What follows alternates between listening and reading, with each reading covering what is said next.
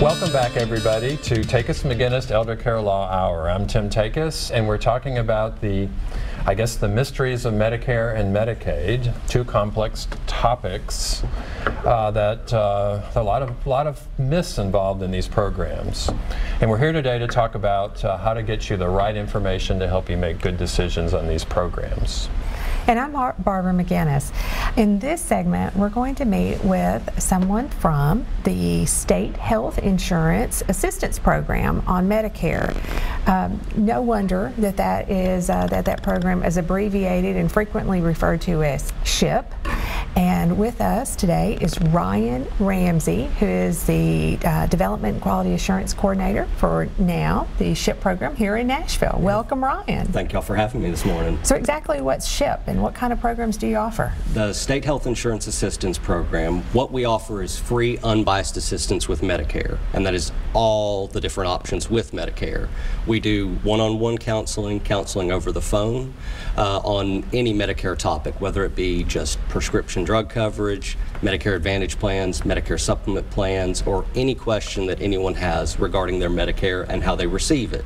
We also do presentations, health fairs, outreach, coordinate with a team of volunteers, and assist with financial assistance applications. So we're sort of covering all bases we can in regards to Medicare. Right. Wow.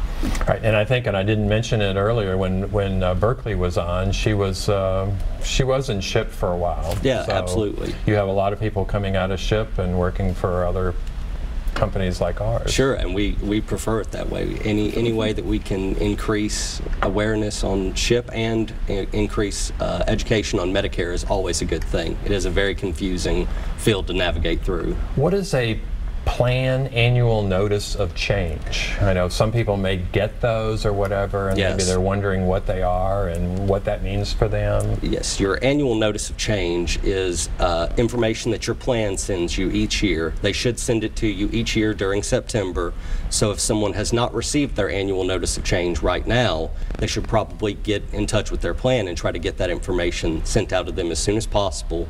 What that annual notice of change will let people know is how a plan's particular coverage, cost, and service area will be changing for the next year, and they will be able to look over that, see how their plan is changing, and try to make a decision on whether they would like to continue with that plan or possibly make some changes for the upcoming year. Right, so we're taping this in the first week of October, so people should already have gotten a notice. Yes. And if they did not get a notice, what should they do? They should contact their plan immediately. Immediately? Yes, I would think that during the first week of October, if you haven't received it, they might come in sometime during this week, but if you have not received it by the end of the first week of October, it's a good idea. Go ahead and contact your plan and make sure you receive that. Great. Probably no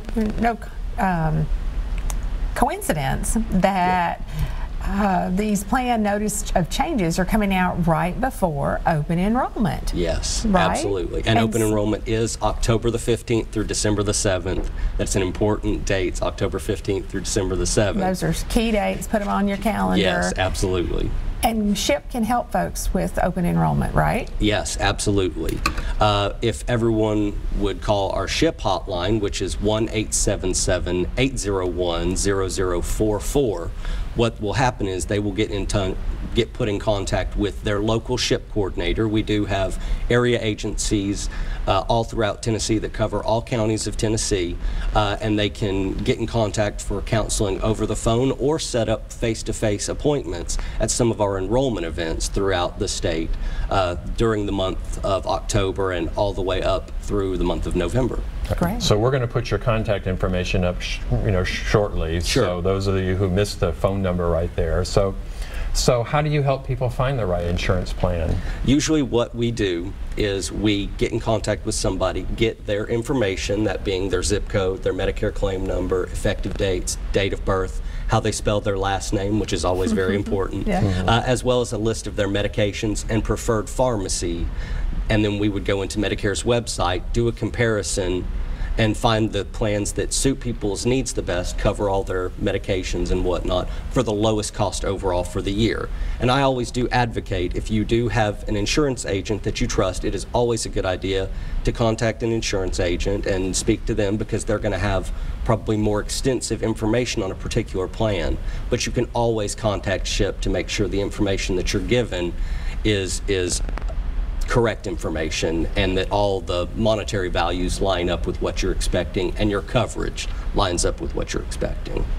So I think another thing a lot of folks don't know is that Medicare and the Medicare plans are required to have a certain amount of preventive services. Yes. Right?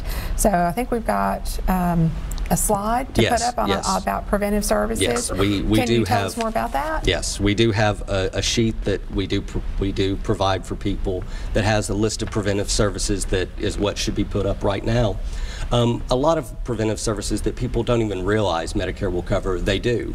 Things like obesity screening, HIV screening, annual wellness visit each year, and smoking cessation courses, which are always something very good as well.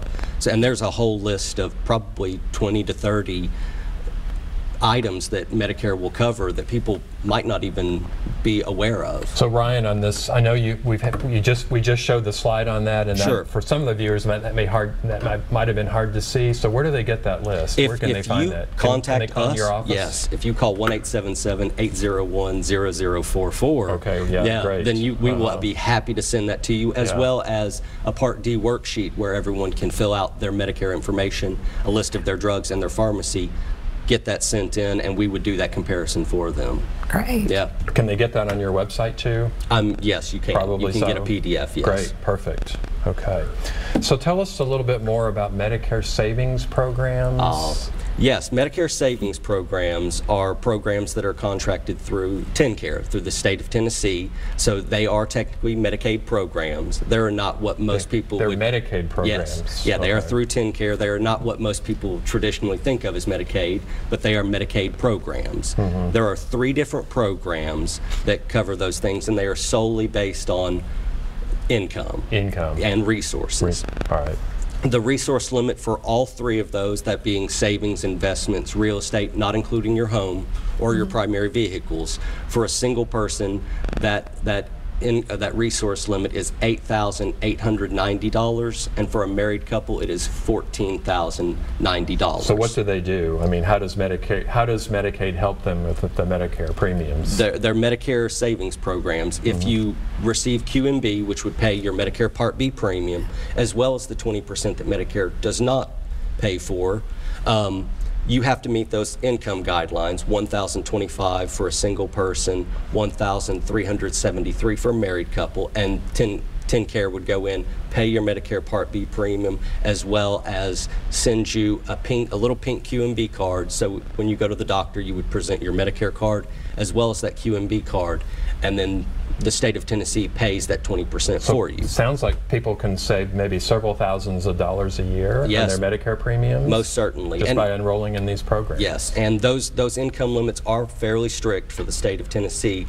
However, there is no negative repercussion to getting one of those applications put in. So if you would like to qualify, get in contact with us. We'll put in those applications for you. Do you have any other slides you want to show the viewers? Yes, SLMB and QI1, which are also Medicare savings programs. Those income limits are a little bit higher. For SLMB, those income limits are $1,226 for a single person. And for QI1, that income limit is $1,377 for a single person. Okay.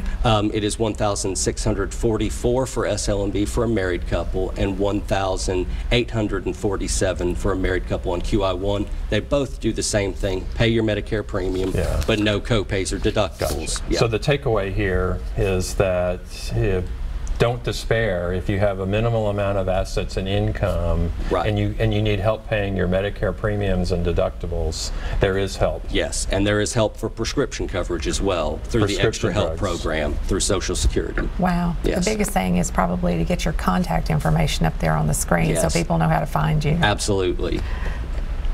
All right, so thank you, Ryan. No, thank you for having me. Out. We've spoken a lot today about traditional Medicare.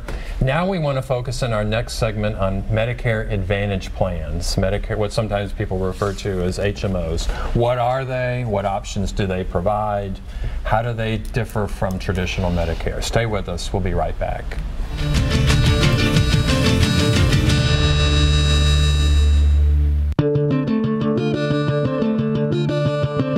This is a story.